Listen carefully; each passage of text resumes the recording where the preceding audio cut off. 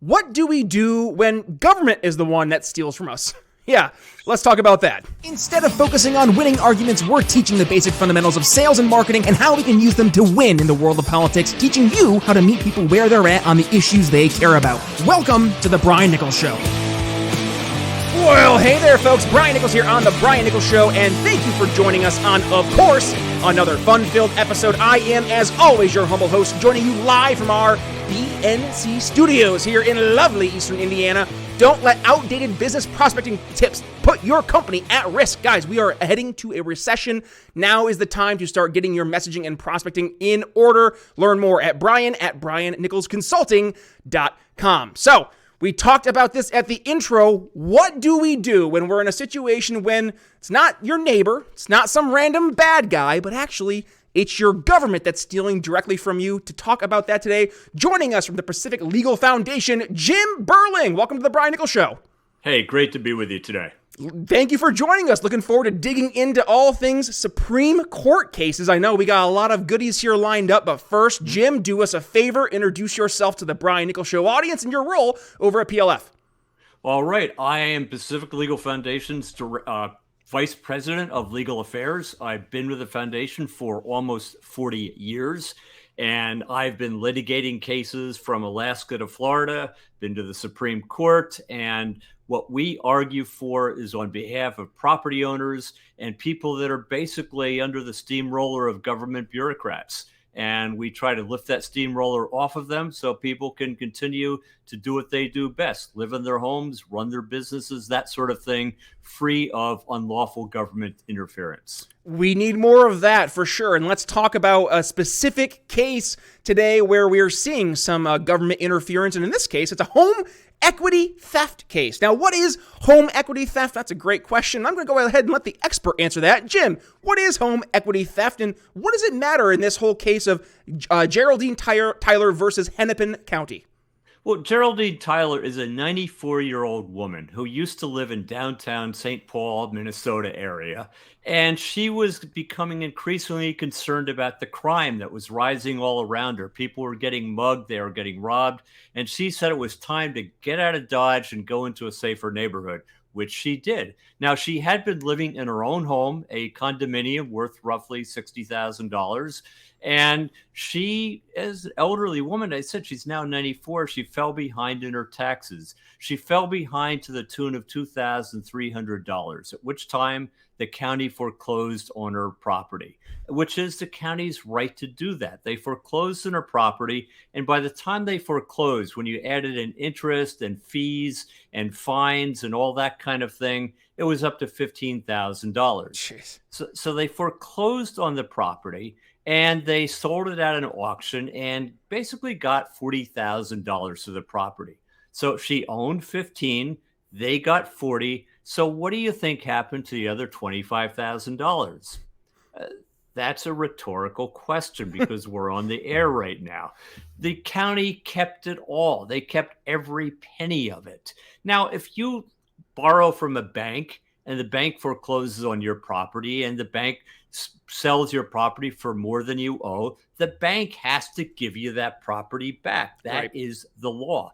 But in 14 states, the government doesn't have to give you back, and it generally will not give you back your property.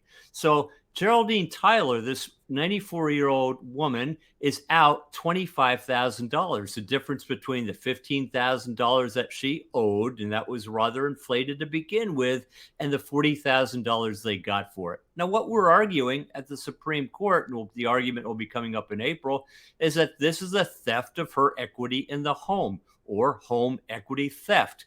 And we're saying that is unconstitutional. It's a taking of her property, and it violates the Eighth Amendment's excessive fines clause to boot. And so we're hoping the Supreme Court is going to look at this case and say, you can't do that because it's outrageous. And in fact, we found 14 other states where the states and counties and cities have made hundreds of millions of dollars over the past decade or so doing this very thing to other people. We had one person that lost a home. They are $8 behind in their taxes.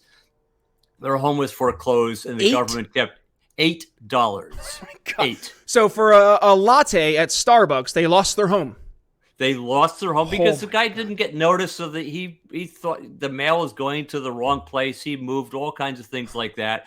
And so the foreclosure itself was bad enough, but keeping every dime that the city got on the property, and they made tens of thousands of dollars on his property. And so we had a court to reverse that one because that was in a different state than this one that's going on now. Here, the state said, this is perfectly fine. We deserve the money. Why? Because we need it. That's how it works. We need the money. It's the J.G. Wentworth commercials, right? It's my money and I need it now. No, let's talk about the violations of a number of rights here. So you mentioned the 8th Amendment. I would say this kind of feels like it could go into a lot of different other amendments that are being violated. The 5th Amendment, the 14th Amendment. So I guess when you guys are going through and you're arguing this to the court, what's the main? I mean, I heard you say you're going to probably take more of an 8th approach in terms of going through, and it's going to be excessive, right? The excessive. Well, that's just one of our two arguments. Okay, our so main argument. The main argument that's a takings, a violation of the 5th and 14th Amendments. Perfect. That government, if they take your property, they have to pay you for it. That's what the 5th Amendment says, and the 14th Amendment applies that against the states. Government shall not take property except for public use without the payment of just compensation. And she had basically $25,000 of her equity in this property. It's her property. And if they're taking it from her, lock, stock, and barrel, they owe her $25,000. They keep the 15, but she gets the 25. If not, that's a violation of the Constitution. Wow.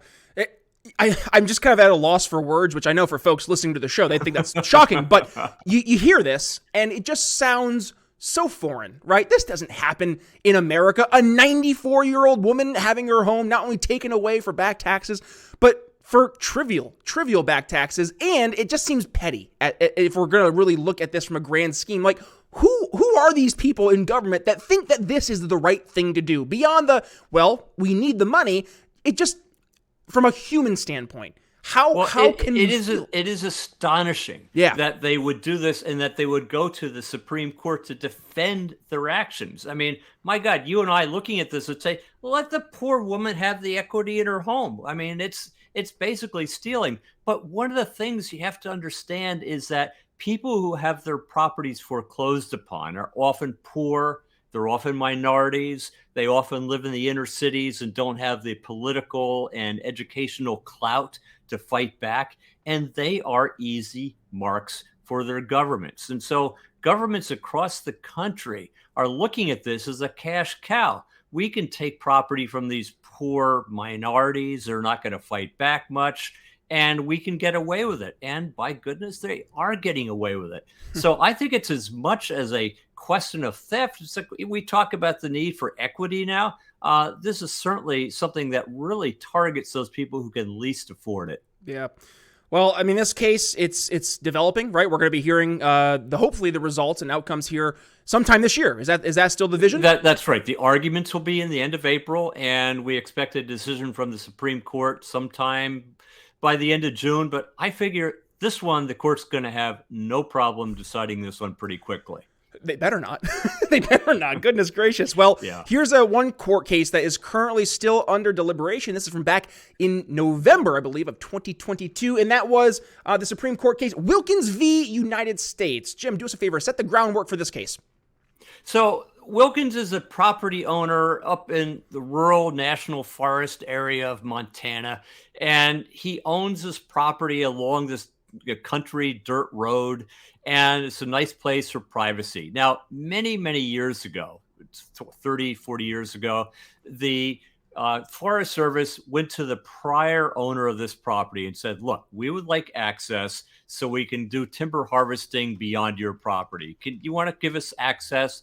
And the owner said, well, sure, he'll cooperate. Well, sign a piece of paper. Here's an easement. And the easement gives you permission to, or your agents to go on through the road and up to Forest Service property and do the timbering and come back. And everything was fine until the Forest Service started treating this road not as a road for it and its contractors to occasionally harvest timber, but every member of the public was encouraged to use this property. Indeed, the Forest Service put up a sign saying, public road, come on in.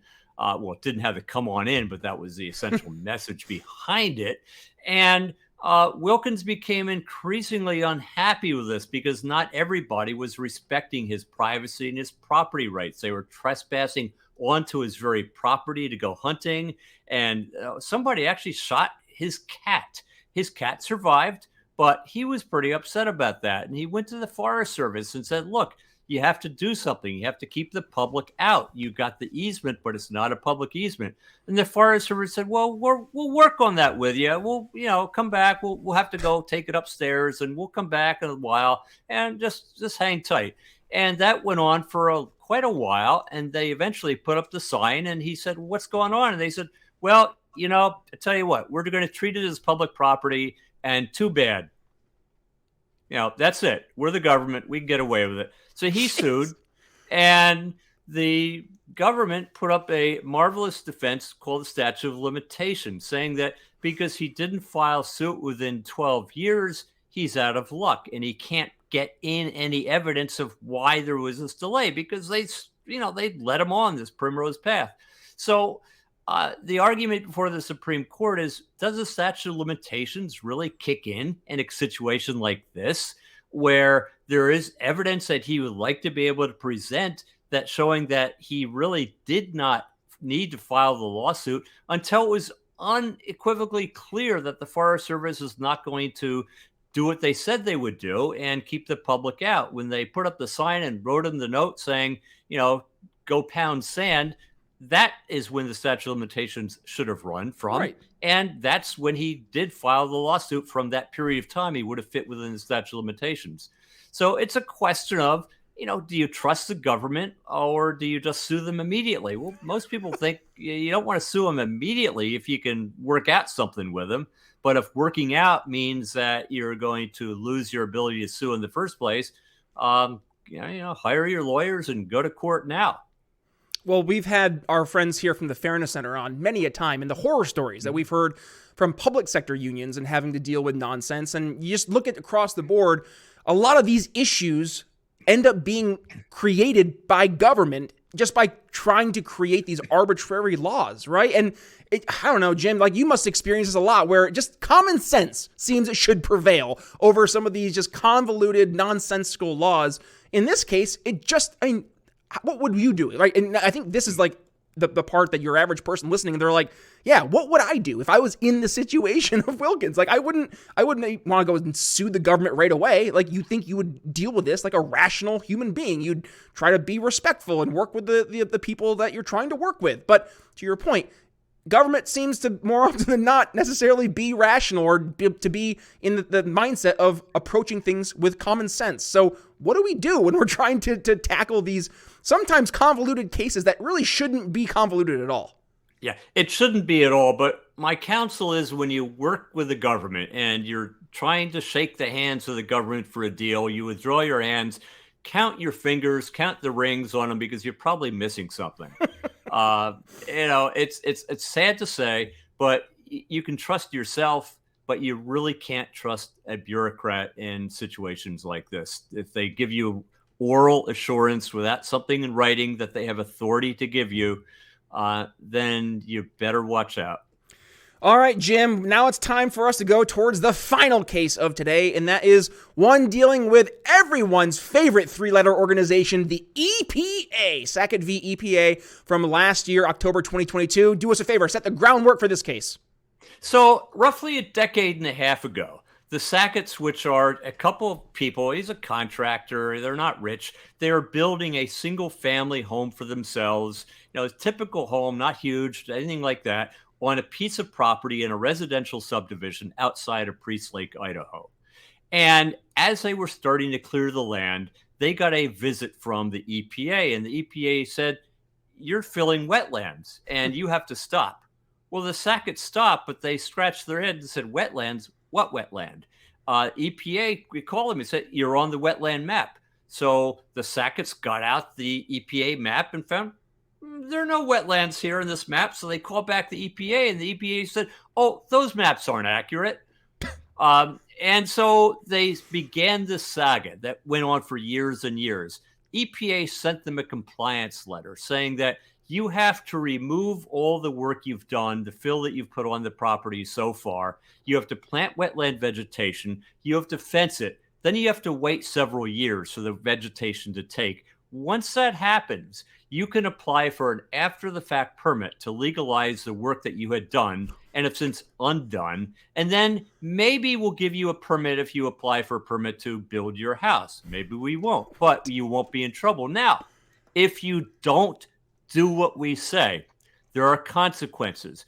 $37,500 per day that you don't do what we say to remove the fill, and for a violation of our compliance order, plus another $37,500 per day for violating the Clean Water Act, or $75,000 per day.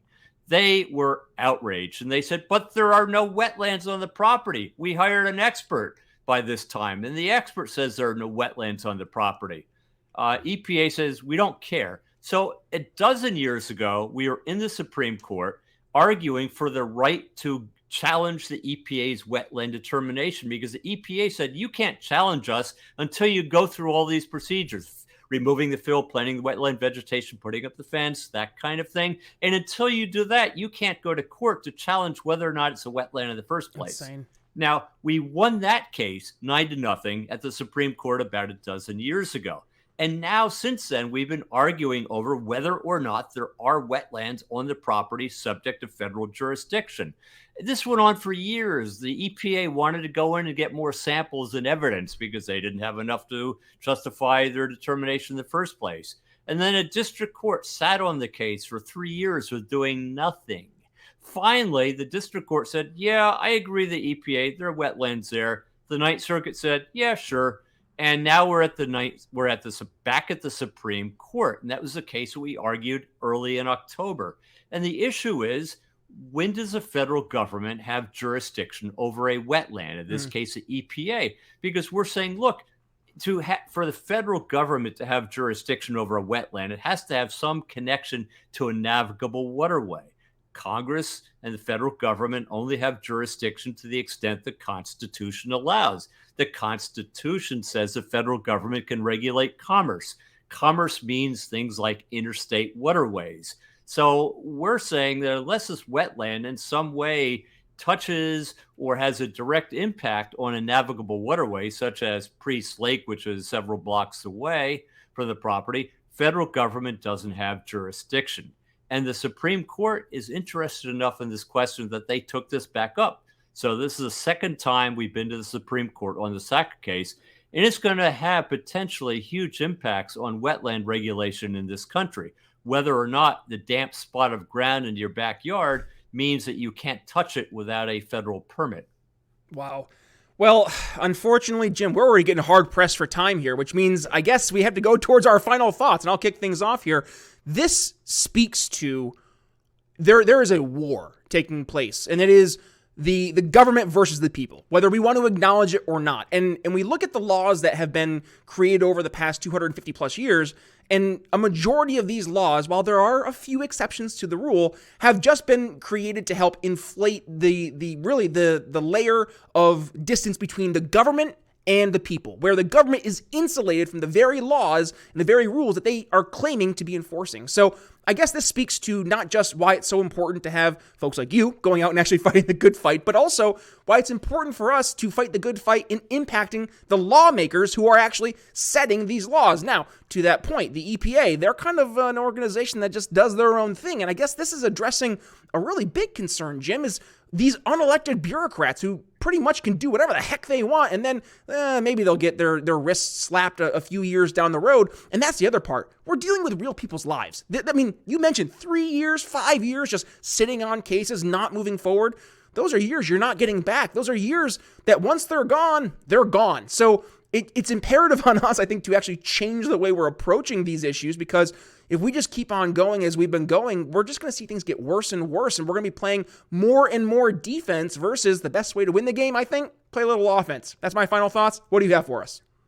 I absolutely agree with you. I think that if you're dealing with government bureaucrats and government agencies, you have to make sure they're doing it lawfully. So much of what they're doing now is really in constitutional gray zones where they're trying to get away with things that they were really never intended under our constitutional structure, without any kind of oversight, meaningful oversight, without any kind of consequences for their action. And we need to change the laws both at Congress and in the courts. And that's what we're trying to do at Pacific Legal Foundation, is to go to court, represent individuals who are being ground under the wheels of the bureaucracy, and showing to the courts these are, like you said, Brian, real people with real lives. And our lives are finite. Government's life is infinite, but our lives have an endpoint, sad to say. And we need to get relief without having to go through dozens of years of litigation. Hear, hear, Jim. Well, unfortunately, we are already hard-pressed for time, which means, and my camera works, which means, yes, it's time for us to say goodbye. But first, we must go ahead and make sure that folks can continue the conversation should they so choose. So, John, obviously, you're doing great work over at the Pacific Legal Foundation. Where can folks go ahead, support your work, but also, if they want to reach out to you, go ahead and do so. Absolutely. And go to pacificlegal.org. Pacificlegal.org is our website, and there are links to learn more about the cases that we're involved in, how to contact us, and all kinds of things like that. Perfect. All right, folks. Well, if you got some value from today's episode, you know the drill. Do me a favor. Go ahead and give it a share when you do. Tag yours truly at B Nichols Liberty. And by the way, if you're joining us here on the audio version of the show, which I know 99% of you are, well, have no fear. We have a video version of the show as well. Head over to your favorite podcast catcher. Click the artwork. It'll bring you over to briannicholsshow.com, where you'll find today's episode. You'll find the transcript from today's episode. Plus, you will find the video version of the show from Rumble, Odyssey, and on YouTube. If you go us and join us on YouTube, do me a favor, hit that subscribe button and little notification bell so you don't miss a single time we go live. And by the way, if you are joining us on YouTube, we're going to continue the conversation with our friends over at the Fairness Center. That episode should be popping up right about here, so you go ahead, click there. I will see you over there. But with that being said, Brian Nichols signing off here on The Brian Nichols Show for Jim Burling. We'll see you later. Thanks for listening to The Brian Nichols Show. Find more episodes at briannicholsshow.com.